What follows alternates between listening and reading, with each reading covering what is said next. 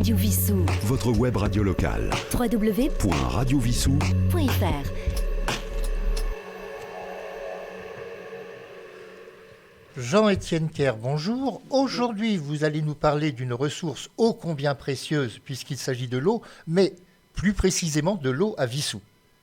Tout à fait. Et je dirais que c'est presque un sujet d'actualité puisque dans les travaux qui ont récemment eu lieu dans le parc pour l'aménagement du parc canin, eh bien, on a retrouvé des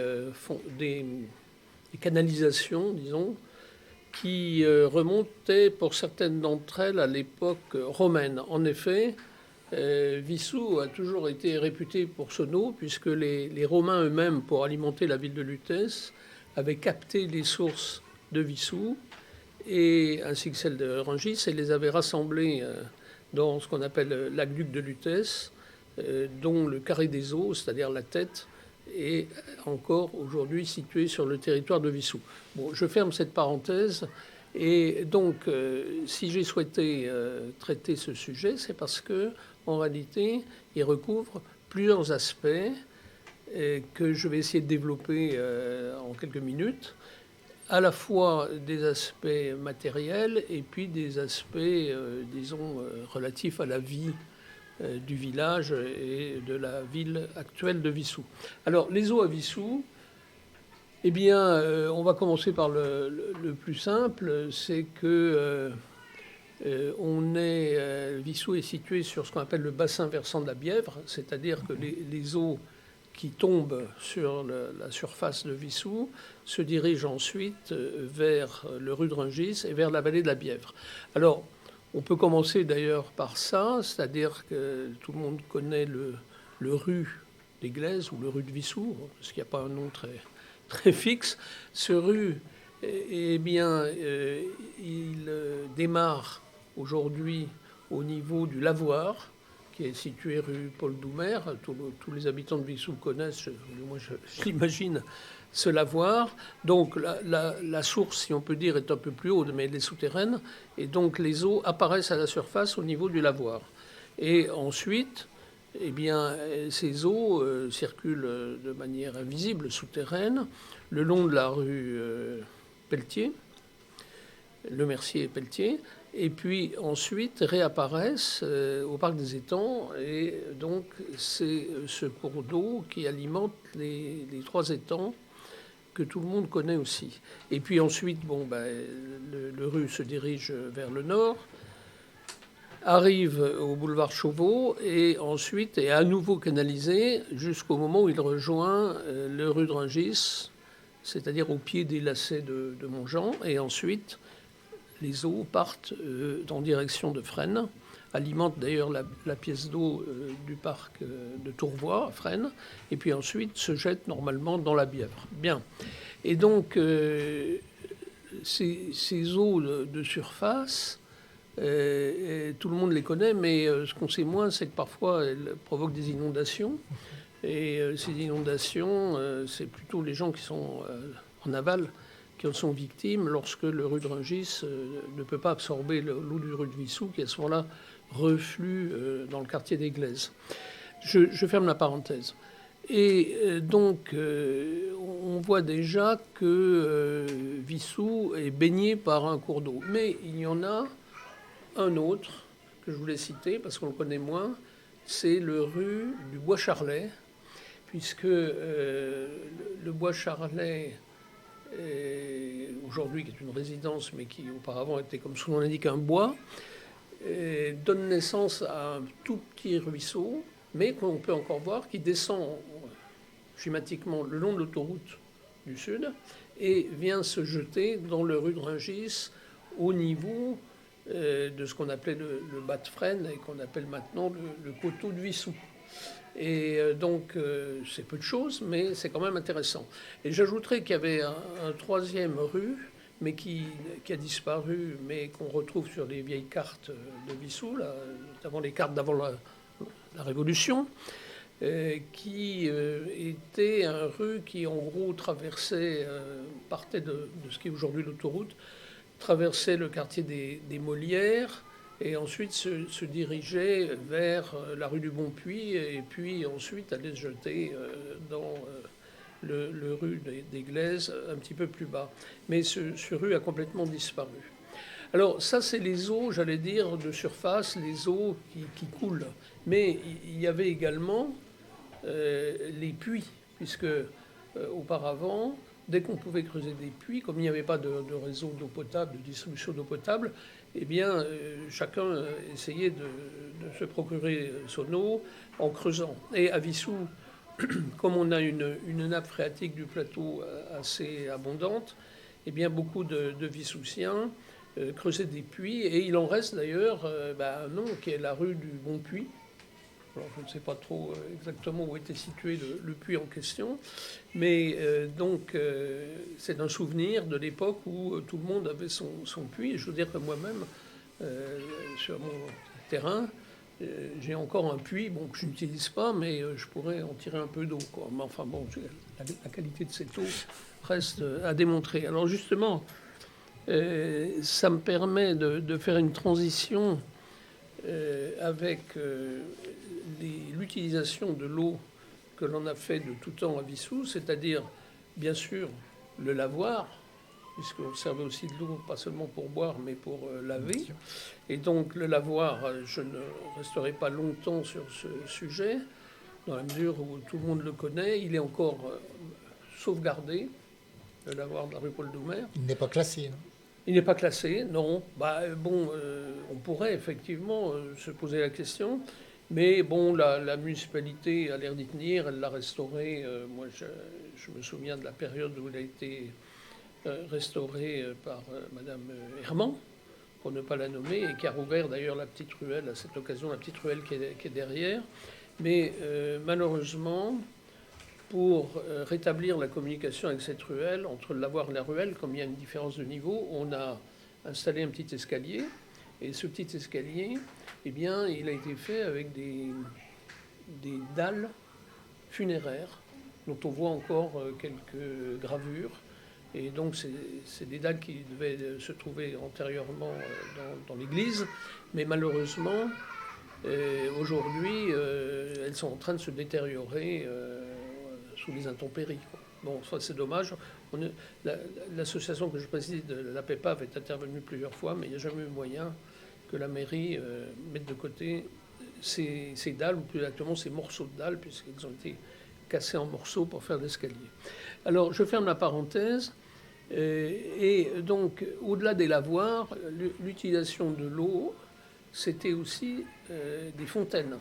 Puisque, bon, certes, il y avait des puits, mais le plus simple, c'était quand même d'avoir des fontaines où on allait chercher l'eau pour la rapporter chez soi dans des vases, dans des brocs, dans tout ce qu'on voulait. Mais en réalité, ces fontaines, il y en avait au moins deux.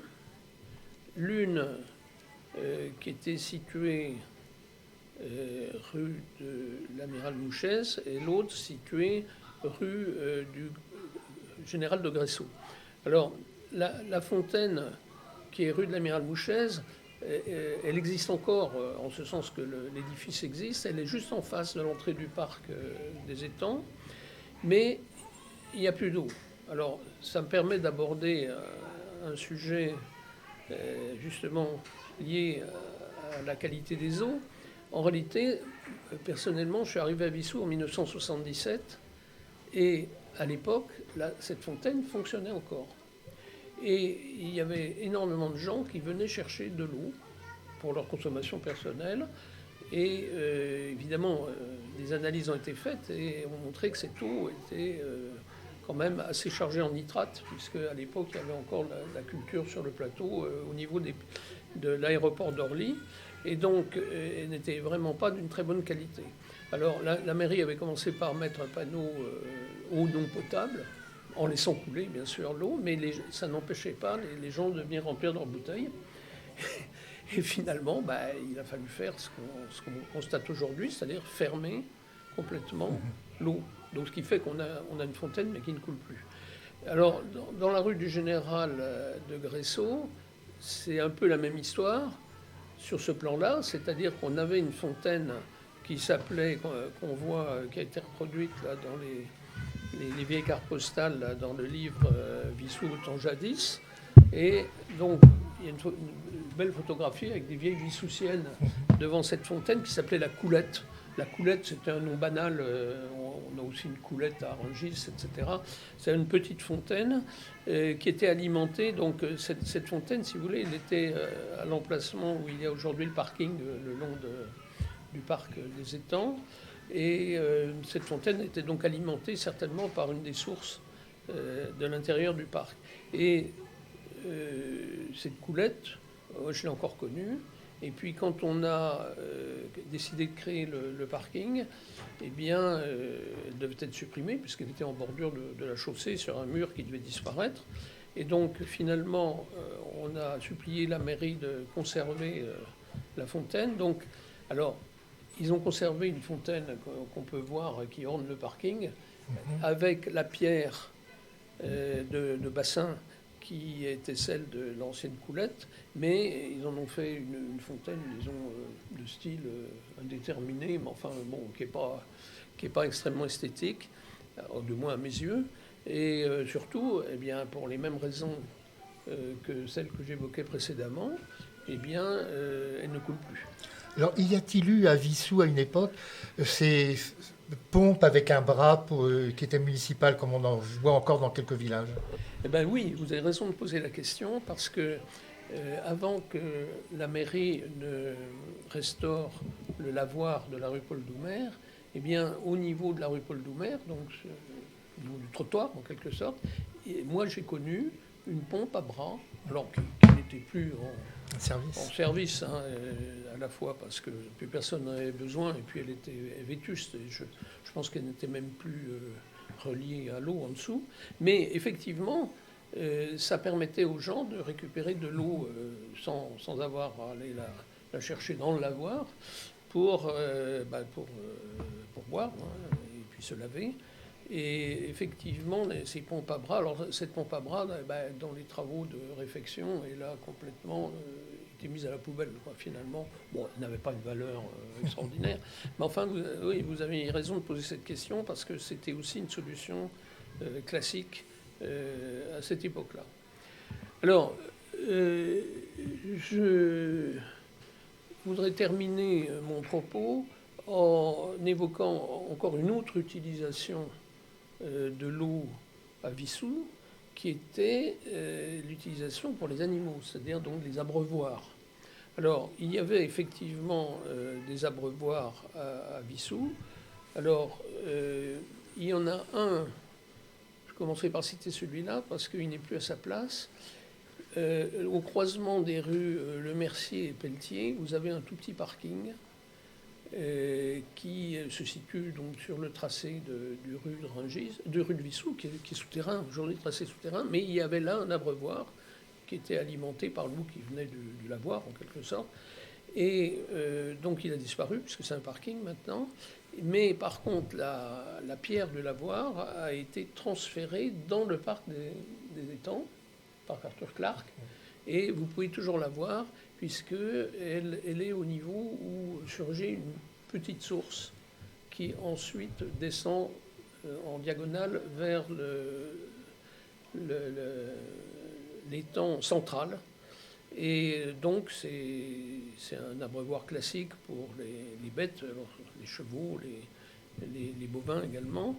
Bon, à Vissou, il n'y avait pas beaucoup de bovins, c'est essentiellement des chevaux.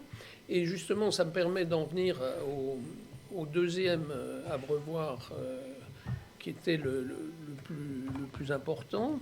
Alors cet abreuvoir était situé dans l'actuelle rue de l'Amiral Mouchez, là où j'évoquais la fontaine qui existe encore, au milieu du parking qui est face à l'entrée du parc. Et là, il y avait donc un abreuvoir, mais qui en même temps était construit de telle sorte qu'on pouvait baigner les chevaux. C'est-à-dire donc il y avait une sorte d'accès en pente, oui, en pente douce, qui permettait aux chevaux d'entrer dans l'eau, et à ce moment-là, on pouvait les baigner, les laver, et puis en même temps, ils pouvaient boire, bien entendu. Et donc, ce grand ce grand équipement a disparu au profit du parking.